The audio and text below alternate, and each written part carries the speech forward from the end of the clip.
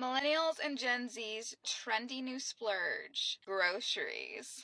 Kind of sad that we live in a day and age now where groceries are supposedly a necessity that is a luxury.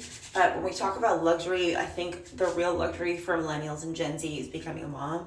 I was recently with one of my old employees, and she has this boyfriend, and they've been together for a few years. And I forgot what we were talking about. I think we were talking about my co-founder having her second kid. And she was like, how can people afford multiple kids?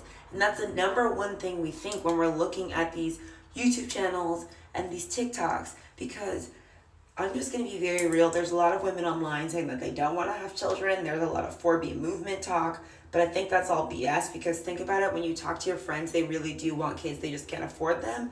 They can't find a partner where they think they can afford them with, and they're kind of afraid because they do have to sacrifice a lot. Now, there was this YouTube channel called The Comment Section, and in the YouTube channel, she was saying that if you want kids, it's just about prioritizing. It's just a priority.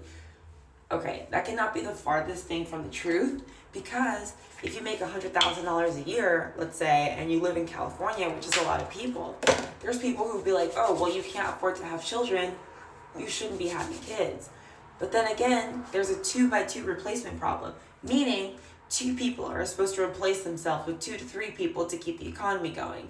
Now, the reason we do need to have children is because we basically built this economy where we have a certain amount of people, and we have to replace people as they die, right? But we're not replacing people as they die. And then the other biggest problem is that as people are getting older, you just know that like we're living longer than we used to, which I don't understand why there's this also new trend of men wanting to live to be like 180, because you have to pay to live that long. But if Social Security is running out and you want to have a family, we're going to support them. And not all of us are going to become multimillionaires. I know that I am. I know that also my mom has 8 children, and we do not live the most luxurious life, but my mom is a millionaire and she can afford to house and she can afford to have all these children, but it's not like Ballerina Farm. Do you know what I mean? Like, it's not JetBlue money. So yeah, motherhood is the new luxury. There's nothing that can change my mind. Doesn't matter if you're living in Wyoming or Idaho or Texas or California.